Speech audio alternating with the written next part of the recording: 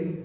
I'm Mandar, the host for today's podcast with Dr. Zubin Sethna, who has come all the way from London to our community center at Baner AIC-Pinnacle. Welcome, Doctor. Thank you. Before we begin, I would really would like to welcome on behalf of AIC-Pinnacle to our center, and this has been our privilege and honor to have you here. Welcome again. To start with, we would like you to just quickly run through your introduction, and you've been with Regents University now, but there's quite a lot that you have done before getting into the university. So can you just tell us about yourself? Yeah? Of course. So I have been with Regents University London in central London in Regent's Park now for about 5.5 years. I am, I guess, the equivalent. I'm a reader in entrepreneurial marketing and consumer behaviour. It's the equivalent of an associate professor, the term that I guess is more widely known. Yeah. I've worked in a number of other UK universities, as well as international universities. However, I'm not a career academic. I started life working in marketing roles, so everything from marketing assistant through to marketing director for a number of different industry sectors, and then kind of worked my way up. And in between those employed status, there were a self-employed period as well. Yeah. So I've actually started 5 of my own businesses over the years, 3 of which are sold on and 2 of which are still current. Okay. And then when I'd sold one of my businesses, that's how I kind of got into teaching, and that was a good 22 years ago. So love it so much I ended up staying. That's an awesome journey. I mean, being an entrepreneur yourself and then got into the teaching, and you teach entrepreneur marketing. Entrepreneurship so marketing. entrepreneurial marketing. Yeah. So can you just quickly also tell us about what Regents University is all about, and what is it into, and how long has it been in academic world? Regents University London sits on a site in the middle of Regent's Park, which has historically been a site for education. Okay. It started life as a women's college, I believe, and then over the years, it's always done. We've been in the educational space. We've had a university status designation for a number of years now. We have 2 faculties. We have health and social sciences, and we have a business and management faculty. Okay. So we have an array of varied programs that we teach, so undergraduate and postgraduate. And about a year and a half ago, we started a PhD program as well. A number of different levels. We have foundation courses for pre-undergraduate or pre-university level students as well. I have 2 programs that taking the validation. One is the MSc Marketing Psychology degree program, and the other is the MA Enterprise. If I just briefly tell you about the MSc Marketing Psychology, please, yeah. The way that came about is an interesting story. Okay. Having been in industry for a number of years and having developed a network of industry professionals, as an educator, so someone with the educational hat on, when I would go out into industry and ask those folks who are doing it daily if they felt that the marketing graduates that universities were supplying were fit for purpose, the general answer that I would get is no, they're not fit for purpose. What you're teaching in marketing programs isn't really the way that we operationalize marketing in the real world. Yeah. And so there's this kind of mismatch, if you like. So did a bit more digging around, and to cut a long story short, basically what we found was that marketing students really didn't understand the basic psychological principles that underpin how a consumer behaves, why they behave, and why they do what they do. Okay, so I and a couple of other colleagues, we we drafted this program, so MSc Marketing Psychology. It brings these two huge disciplines together, and we dissect, marketing campaigns, brand campaigns. We understand, or try to understand the psychology of consumer behavior. Okay. We look at entrepreneurial marketing and how that differs to traditional marketing. Right. So you're doing marketing in an entrepreneurial way, and very simply what that means is that you can't have an enterprise without paying a lot of homage to marketing, and you can't have any kind of marketing activity without paying homage to the overall enterprise and what its aims and goals and value systems are.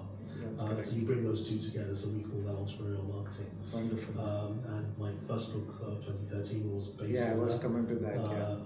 Is Entrepreneurial Marketing Global Perspective. And then that was sort of one end of the spectrum, that's one perspective, but of course it doesn't stop when you're just looking at the enterprise. You have to look at its customers as well and how they're behaving. Okay. And so therefore the second love of mine is the consumer behavior. So I'm trying to cover both ends of the spectrum there for organizations, and it certainly helps with my consulting work when I'm out there talking to them. There's a lot that you are doing at this moment. With this, I come to another question wherein we are talking about entrepreneurship education. Mm-hmm. How important it is to deliver and have entrepreneurship as in the syllabus to teach students, and how does students take it, and when does it should it start actually? Okay. What is the right time to start entrepreneurship education? Okay. I guess I'm going to give you a very biased answer. Okay. That's because I'm an entrepreneurship educator. Yeah. My genuine feeling is that actually entrepreneurship education should start in school, and I don't mean high school. Right. I mean first school. Okay. I'm talking about your 8, 9, 10, 11-year-olds. Right. So I'm a global director of the World Zoroastrian Chamber of Commerce. So there's community organizations, Chamber of Commerce, but for Zoroastrian-owned enterprises around the world. And one of the things that we, colleagues of mine in, I think, the US have recently instigated is something called Kidpreneur. Okay.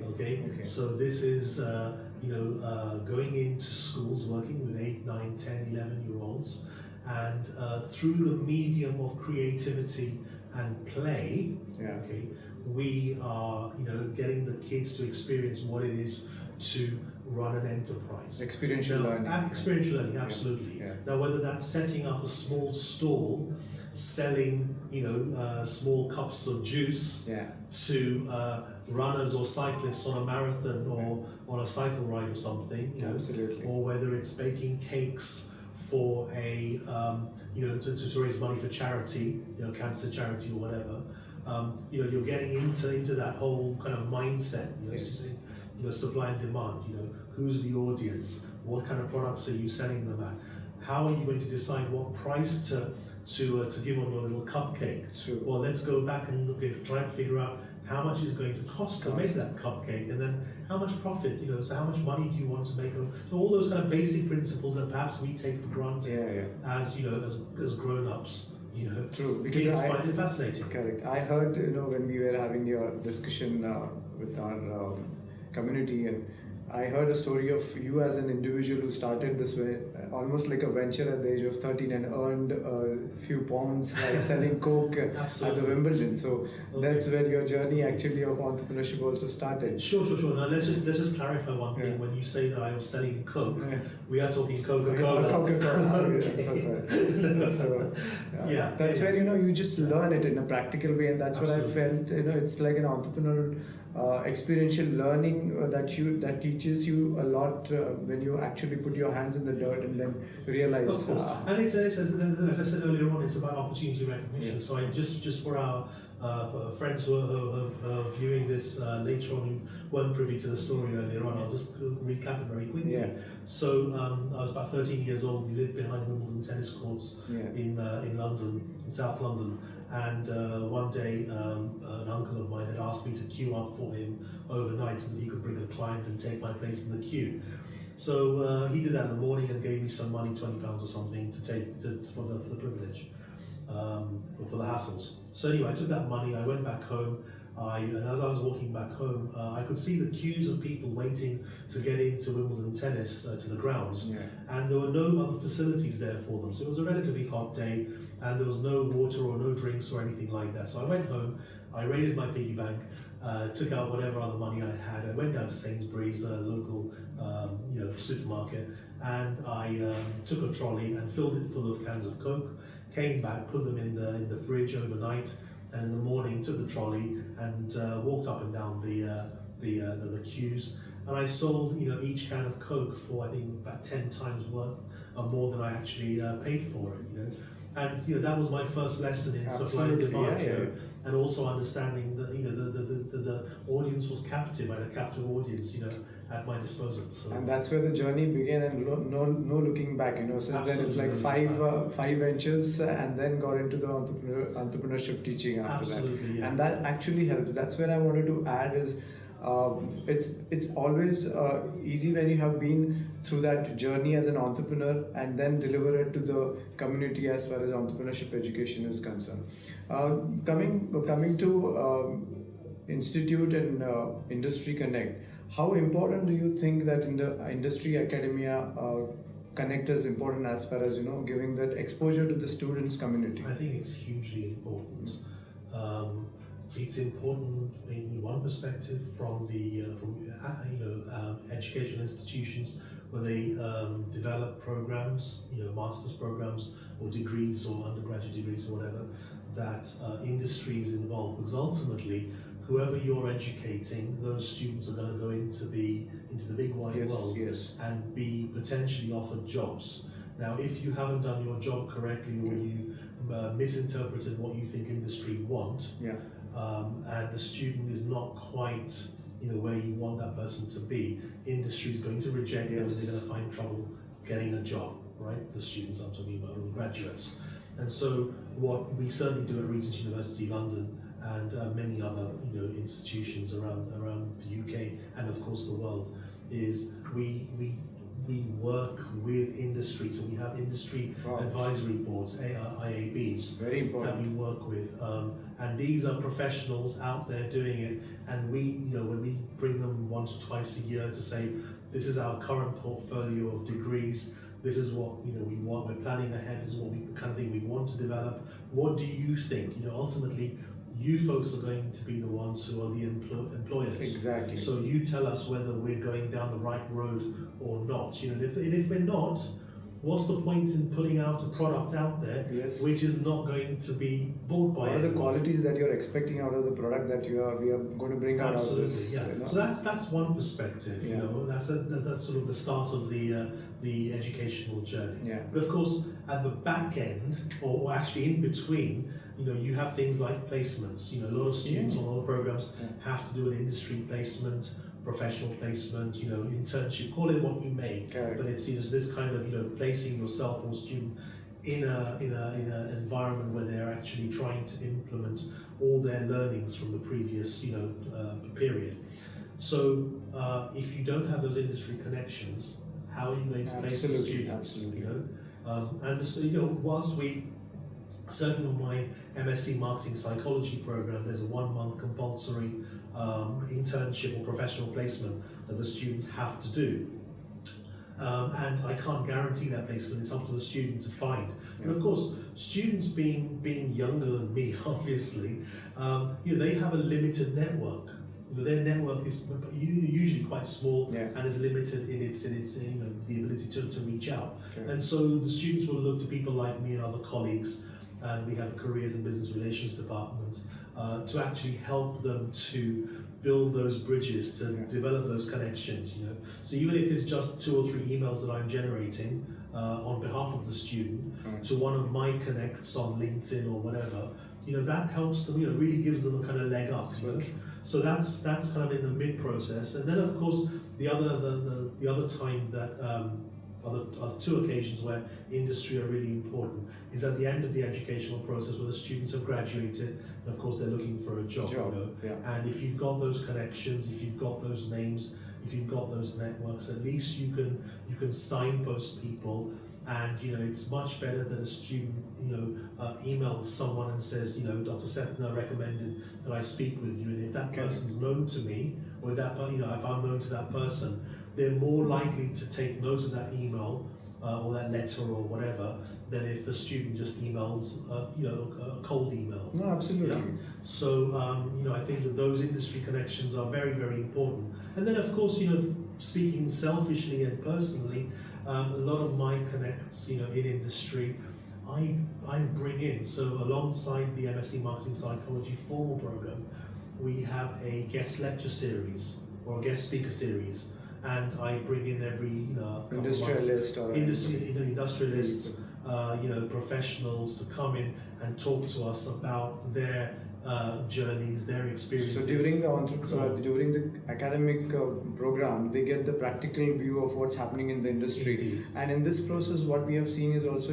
creating future entrepreneurs as well as entrepreneurs. So they become creative if they are working with somebody, they are working with the creativity and bringing out some exactly. Well, I was just going to say, you took the words out of my mouth. I was just going to say, that even if they don't end up being entrepreneurs themselves, as an employee, it's so important for employees to understand, or at least try to go some way to understanding the pressures that the owner, manager, or the entrepreneur is under.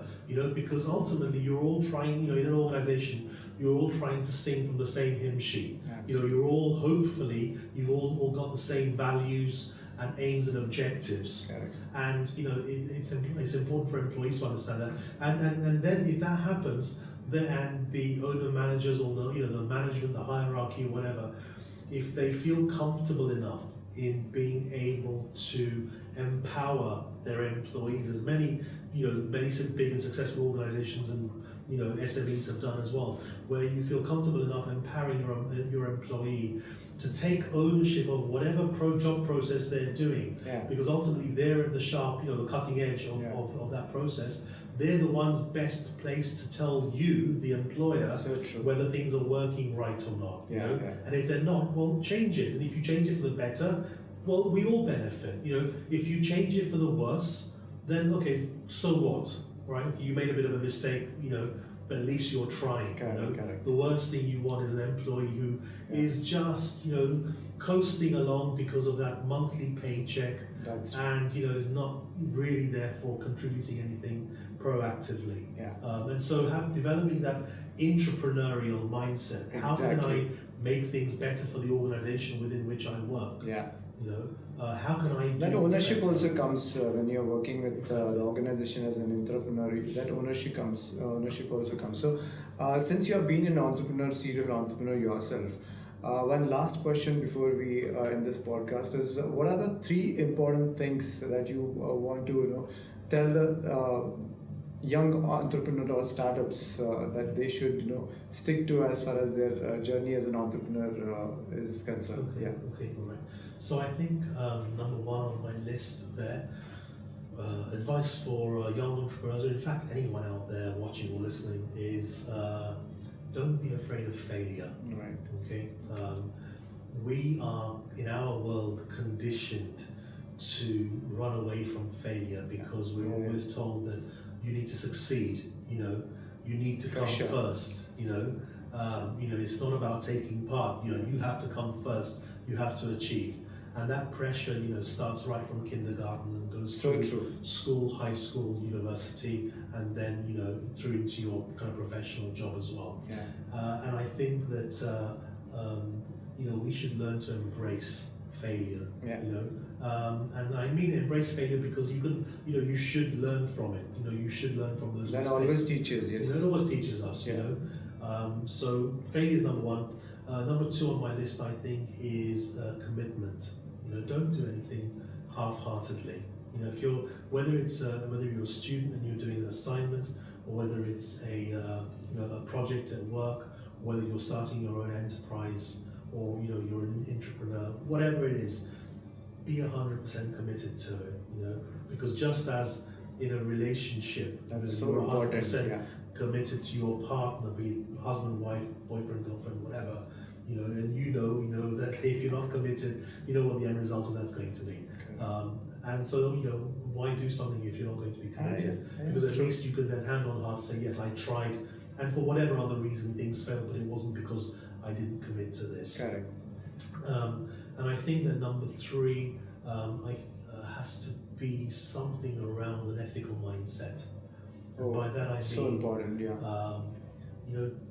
Don't screw someone over.